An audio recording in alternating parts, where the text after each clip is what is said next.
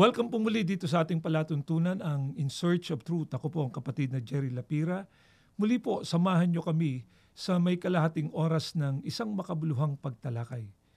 Sa unang bahagi po ng ating programa ay pakinggan at panoorin po muna natin ang aming isinagawang interview kay kapatid na Charlie Pamini. Siya po ay isang masiglang may tungkulin diyan po sa lokal ng North Signal sa Distrito Eklesyastiko ng Makati. Si kapatid na Charlie po ay dating masiglang kaanib sa Philippine Independent Church o Aglipayan Church.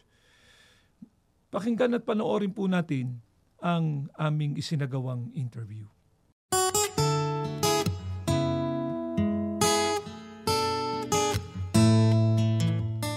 Ako po si kapatid na Charlie Pamini, Pangulong Diakono sa lokal ng North Signal, Distrito ng Makati.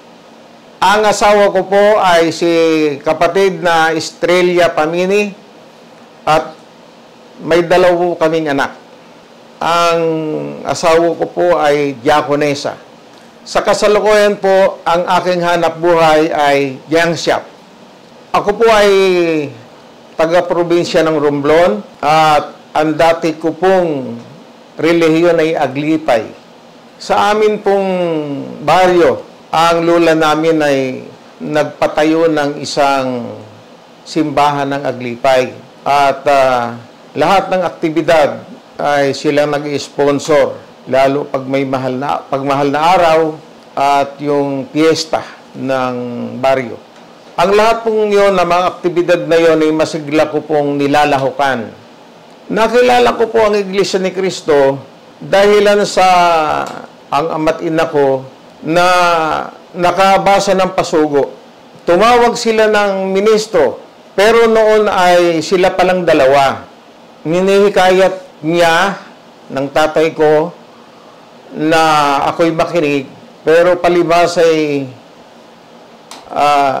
Aglipay nga at ako'y malapit sa lola ko, ay hindi ako basta pumayag na makinig sa doktrina. Pero pagkalipas ng mga 4 na araw, kinausap ako ng mga magulang ko na hinikayat na makinig lang. At malalaman mo, sabi sa akin, kung ano ang kaibahan ng relihiyong Aglipay sa ipinangangaral ng ministro na Iglesia ni Cristo. Ngayon, pinagbigyan ko ang mga magulang ko at nagkataon naman na ang eleksyon ay ukol sa pagsusugo. At nalaman ko na ang kapatid na Felix Manalo ay sugo ng Diyos sa mga huling araw. Yun ang nagbunsod sa akin para lalong makinig. At inakay ko yung mga pinsan ko na makinig din. Ang natutunan ko na itinuro ng kapatid na Felix Manalo ay yung ukol sa kaligtasan, na pag ikay papasok sa iglesia, ikay maliligtas. Kaya natiyak ko po na si kapatid na Felix Manalo ay talagang sugo ng Diyos. Noon pong taong 1964, sa baryo namin ay napakasigla ng relihiyong Aglipay. Yun na din po ang panahon na nagpasya kami na magpabautismo sa loob ng Iglesia ni Cristo. Sa kabila ng napakaraming humadlang sa amin, mga kamag-anak namin, nagalit sa amin, itinakwil kami, pero palibas ay nakaunawa kami sa aral na aming narinig, ay hindi na baling magalit ang mga kamag-anak basta kami ay magpapatuloy at maglilingkod sa loob ng Iglesia ni Cristo. Lubos ko ring naunawaan at sinampalatayanan na ang lahat ng aral na itinuro ng kapatid na Felix Manalo ay mula sa Biblia. Noong taong 1964 po, buwan ng Pebrero 19, ay kami binautismuhan sa ilog doon sa aming baryo. At yun nataon pa na piyesta doon sa aming baryo. Pagkatapos noon, ay inobserbahan nila siguro ang aming mga aktibidad at nakapag-anyaya rin kami ng makikinig. Kaya yun ang naging dahilan, kaya dumami ang kaanib sa Iglesia ni Cristo doon po sa lugar namin. Dumating din po ang panahon na kailangang lisanin namin ang aming baryo para maghanap ng ikaunlad ng buhay. Napunta kami sa Taguig at nagkaroon kami ng napasukang paggawa ng hollow blocks. At doon ay natuto akong mag-assemble ng hollow blocks machine at mixer na nang kami ay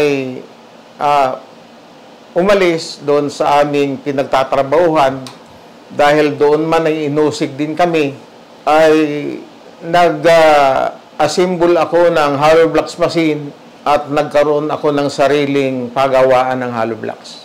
Napatunayan ko po sa buhay ko na ang katapatan sa paglilingkod sa Diyos ay hindi kalugihan, bagkus ay nagbigay sa akin ng magandang kabuhayan. At dahil nga po doon, napag-aral ko yung dalawa kong kapatid.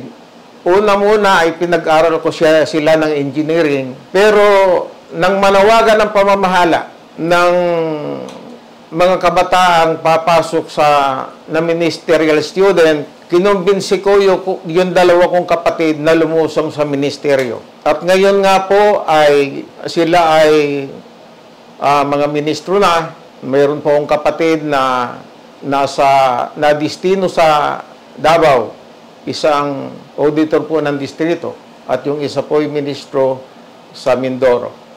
Ang paninindigan ko ay kung ano ang itinurong aral ng sugo ng Diyos na si kapatid na Felix Manalo, ay yun din po ang itinuturo ng kasalukuyang tagapamahalang pangkalahatan, ang kapatid na Eduardo V. Manalo. At yan po ay aming paninindiganan mula sa aming mga magulang hanggang sa aming mga anak at aming mga apo. Ipinangangako ko po sa Panginoon Diyos na habang ako'y may buhay, paglilingkuran ko siya hanggang sa aking kamatayan. Ako po si kapatid na Charlie Pamini, ikinararangal ko na ako ay Iglesia ni Cristo. Ang napanood at napakinggan po natin ay ang aming isinagawang interview kay kapatid na Charlie Pamini, na isang masiglang may tungkulin dyan po sa lokal ng Iglesia ni Cristo sa North Signal sa Distrito Eklesyastiko ng Makati. At sa aming pong pagbabalik, isasagawa na po natin ang pag-aaral ng mga salita ng ating Panginoong Diyos. Huwag po kayong bibitiw. Magbabalik po ang programang ito pagkatapos na makapagpakilala ng aming himpilan. Nakikinig kayo sa Iglesia ni Cristo Radio, DZEM 954, ang tinig ng katotohanan. Muli pong nagbabalik ang programang ito, ang In Search of Truth. At sa pagkakataong ito ay binabati po namin ang lahat ng aming mga kapatid sa Iglesia ni Cristo na nasa iba't ibang panig ng mundo, pati na po yung mga nasa proseso na ng pag-anib sa Iglesia ni Cristo. Partikular po na binabati namin ang samahan ni kapatid na Charlie Pamini, na kanina po ay ating na-interview. Si kapatid na Charlie, gaya ng kanyang binanggit kanina, siya ay masiglang kaanib noon sa Philippine Independent Church o sa karaniwang tinatawag na Aglipayan Church. Subalit na bago po ang kanyang pananaw ukol sa reliyon, nang dumating ang pagkakataon na meron pong nag-invite sa kanya na kapatid namin sa Iglesia ni Cristo, at yung imbitasyon na yun ay pinagbigyan niya. Nakinig siya at nagsuri sa pangangaral ng Iglesia ni Cristo. At nang siya ay makapakinig at makapagsuri, inihambing niya yung mga paniniwala niya noon sa dati niyang reliyon sa mga aral na itinuturo sa Iglesia ni Cristo. Naunawaan niya na naririto sa Iglesia ni Cristo ang mga tamang aral, sapagkat ang nagturo at ang nangaral dito, tunay na sugo ng ating Panginoong Diyos. Kaya ang banggit nga po ni kapatid na Charlie kanina, ay lubusaan niya niyang sinasampalatayanan na si kapatid na Felix Y. Manalo ay sugo ng Diyos sa mga huling araw na ito. Ang isa nga po sa ibinigay niyang dahilan sapagkat naituruan niya ni kapatid na Felix Y. Manalo ang tamang kaparaanan para ang tao ay maligtas. Dapat na ang tao ay pumasok sa Iglesia ni Cristo. At ngayon, na siya ay kaanib na sa Iglesia ni Cristo, ang sabi ni kapatid na Charlie, kabilang na siya sa bayan ng ating Panginoong Diyos. Mga kaibigan, sa pagkakataong ito ay tatalakayin natin. Ano nga po ba ang kahalagahan na mapabilang ang tao sa kinikilala ng Diyos na kanyang bayan? Ano-ano nga po ba ang mga biyaya na natamo ng mga tao na kabilang sa bayan ng ating Panginoong Diyos at ano po ang kanilang katangian? Pakinggan ninyo at babasahin ko po ang nakasulat dito sa Roma 9:4 dito sa isang salin ng Bibliang Ingles. Sa pagkakaliwat na po sa wikang Pilipino natin basahin, pakinggan ninyo ito. Sila ang bayang Israel na hinirang upang maging mga anak na kinupkop ng Diyos. Inihayag ng Diyos ang kanyang kalwalhatian sa kanila. Nakipagtipan siya sa kanila at ibinigay sa kanila ang kanyang batas. Ibinigay niya sa kanila ang pribilehiyong sumamba sa kanya at ang pribileyo na tumanggap ng kanyang kahangahangang mga pangako. Sa talatang binasa ko po sa inyo, mga kaibigan, sa pahayag ni Apostol Pablo ay tiniyak niya kung ano ang katangian noon ng bayang Israel nang sila ay kinikilala pa ng ating Panginoong Diyos na kanyang bayan. Ang sabi po sa talata, silaan niya yung hinirang upang maging mga anak na kinukubkob ng ating Panginoong Diyos. Ano pa po ang katangian ng bayang Israel noon? Ang sabi po sa talata, sa kanilaan niya nakipagtipan ang Diyos at sa kanila ibinigay ang kanyang mga batas. Dahil po dito, ano-ano po ang mga karapatan na natamo ng bayang Israel? Palibasay, sila ang kinikilala noon na bayan ng ating Panginoong Diyos. Ang sabi rin po sa talata, ibinigay niya sa kanila ang pribilehiyong sumamba sa Diyos at ang pribilehiyong tumanggap ng kanyang mga pangako. Napakahalaga po pala na ang tao ay mapabilang sa bayan ng ating Panginoong Diyos. Ano pa po ang kahalagahan na makasama sa itinuturing ng ating Panginoong Diyos na kanyang mga anak? Sila nga din yung mga taong kabilang sa bayan ng ating Panginoong Diyos. Pakinggan ninyo, dito naman po sa Roma, sa 8:17, dito po sa isang salin ng Bibliang Ingles, sa pagkakaliwat na po sa wikang Pilipino natin basahin, pakinggan po ninyo ito. At kung tayo ay mga anak ng Diyos, tayo rin ang kanyang mga tagapagmana. Isipin ninyo ito, mga tagapagmana ng Diyos at kapwa tagapagmana ni Kristo. Gayunman, kung tayo ay luluwalhating kasama ni Kristo, tayo ay dapat ding nakahandang magtiis na kasama niya. Gaano pa po kahalaga na makasama sa kinikilala ng Diyos na kanyang mga anak? Sila rin yung mga taong kabilang sa bayan ng Diyos. Ang mga anak-anya ng ating Panginoong Diyos ay tagapagmana ng Diyos at kapwa tagapagmana ng ating Panginoong Sukristo. Kaya, kung meron mang dapat na pakahangarin ng tao, hangarin niya na mapabilang siya sa mga taong kinikilala ng Diyos na kanyang bayan. Sa panahong Kristiyano nga po ba ay meron ding ipinakikilala na bayan ng ating Panginoong Diyos. Meron po. At kung sino sila, pakinggan ninyo.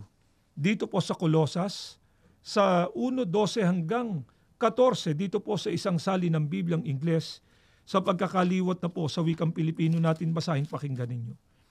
Na nagpapasalamat sa Ama, na nagpaging dapat at nagpaangkop sa atin upang makabahagi sa pamana sa mga banal, ang banal na bayan ng Diyos sa kaliwanagan. Ang Ama, ang nagdala sa atin sa kanyang sarili at naglabas sa atin mula sa kontrol at kapangyarihan ng kadiliman at naglipat sa atin sa kaharian ng anak ng kanyang pag-ibig, na sa kanya ay meron tayo ng ating katubusan sa pamamagitan ng kanyang dugo na nangangahulugan ang kapatawaran ng ating mga kasalanan. Sa pahayag pa rin po ito ni Apostol Pablo, ay meron siyang ipinakilala na bayan ng ating Panginoong Diyos.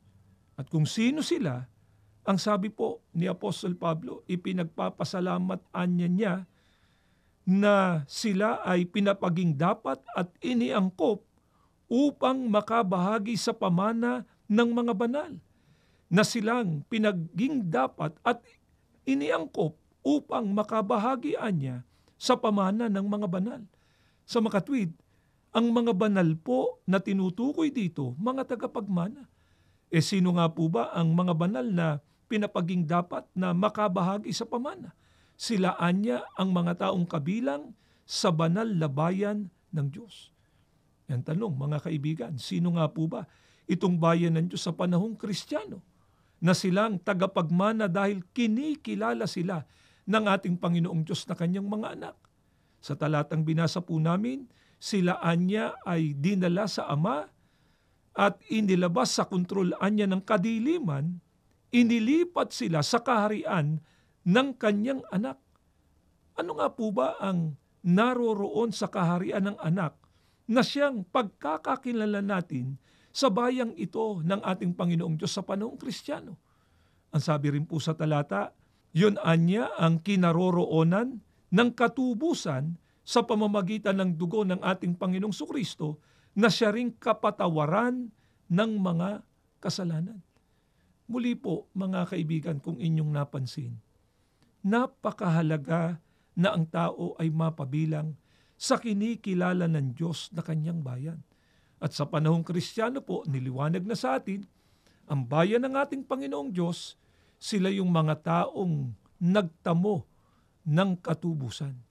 Sa Biblia nga po ba, ay ipinakikilala kung sino yung mga taong tinubos ng ating Panginoong Sukristo. Pakinggan ninyo, dito po sa Aklat ng Mga Gawa 20:28, sa salin ni Ginoong George M. Lamsa, sa pagkakaliwat na rin po ito sa wikang Pilipino natin, basahin, pakinggan ninyo. Ingatan ninyo kung gayon ang inyong sarili at ang buong kawan. Narito'y hinirang kayo ng Espiritu Santo ng mga katiwala upang pakanin ang iglesia ni Kristo na binili niya ng kanyang dugo. Niliwanag po sa atin, ang binili o tinubos ng mahalagang dugo ng ating Panginoong Sukristo, walang iba kundi ang iglesia ni Kristo. Kaya, sa panahong Kristiyano, ang kinikilala ng Diyos na kanyang bayan, walang iba kundi ang iglesia ni Kristo. Kaya mahalaga na ang tao ay maging kaanib sa tunay na iglesia ni Kristo, sapagkat dito kikilalanin siya ng ating Panginoong Diyos na kanyang anak, mapapabilang siya sa bayan ng ating Panginoong Diyos.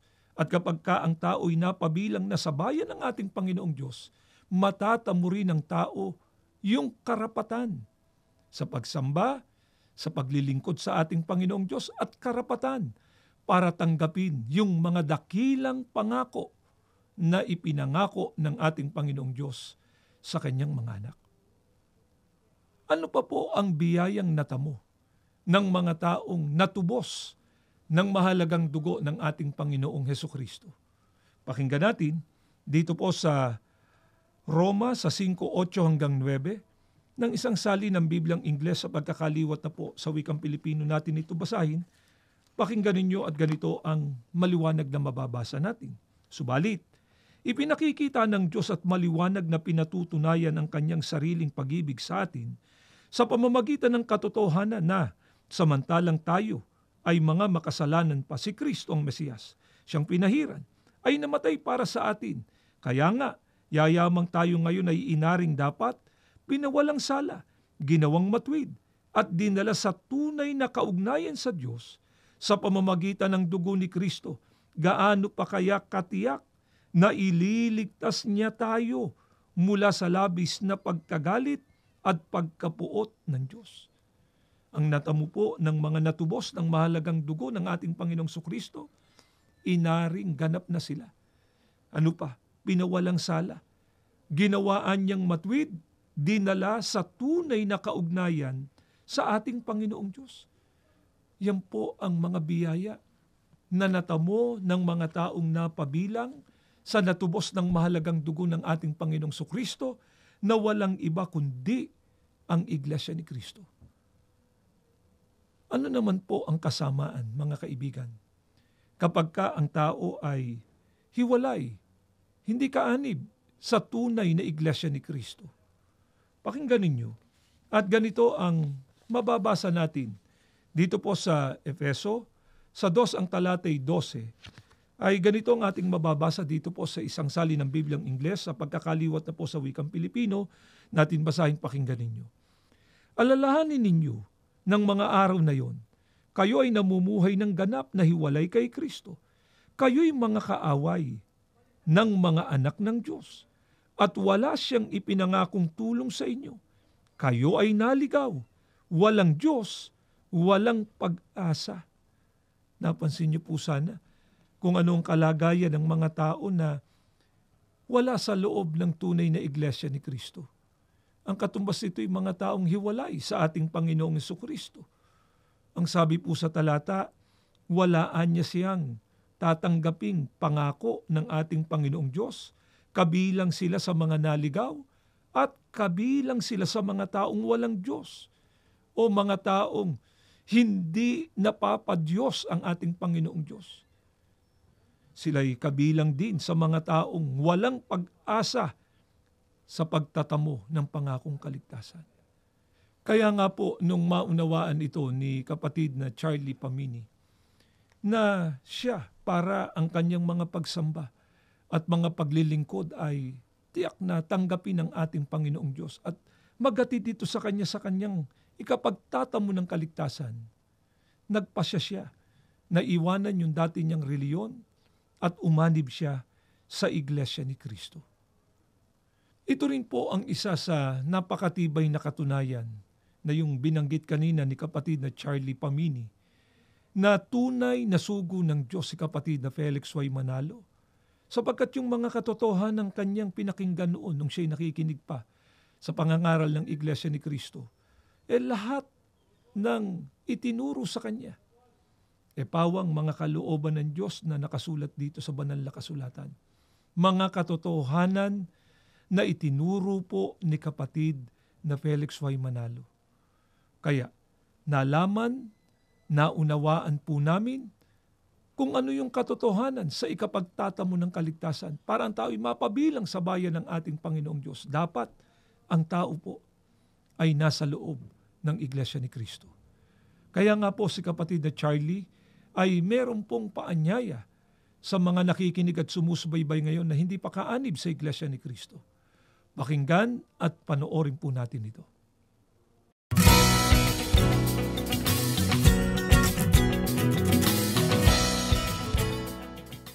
Sa mga hindi pa kaanib sa Iglesia, inaanyayahan ko po kayo na makinig sa mga aral sa loob ng Iglesia ni Kristo, lalo na po doon sa mga kamag-anak ko na nasa Romblon. Sana po'y subukan yung makinig upang malaman nyo rin na ang Iglesia ni Kristo ang tanging ililigtas ng Diyos pagdating ng araw ng paghuhukom. Nawa po ay nakatulong ang ginawa naming paglalahad na ito ng mga kalooban ng Diyos sa inyong ginagawang mga pagsusuri. At panalangin po namin sa Panginoong Diyos, dumating po yung pagkakataon, kayo man po na nakikinig at sumusubaybay sa amin ngayon na hindi pa kaanib sa Iglesia ni Kristo, makapagpasya na rin po kayo.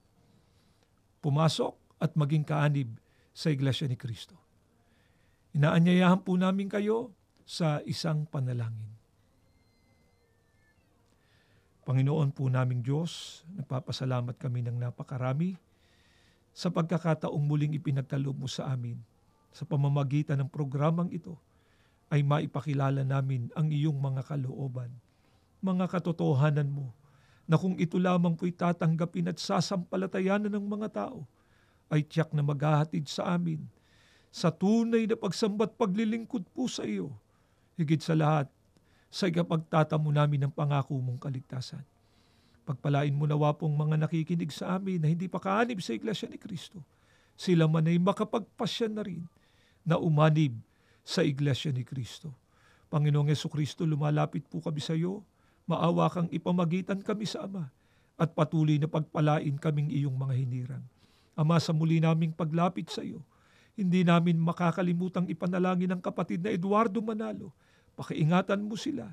Patuloy na ipagkaloob ang pinakamabuting kalusugan, ang karunungan at kapangyarihan na ginagamit nila sa pangunguna sa kabuuan ng iyong bayan. Ang lahat inihiling na po namin sa pangalan po ng aming tagapagligtas na si Kristo Jesus. Amen.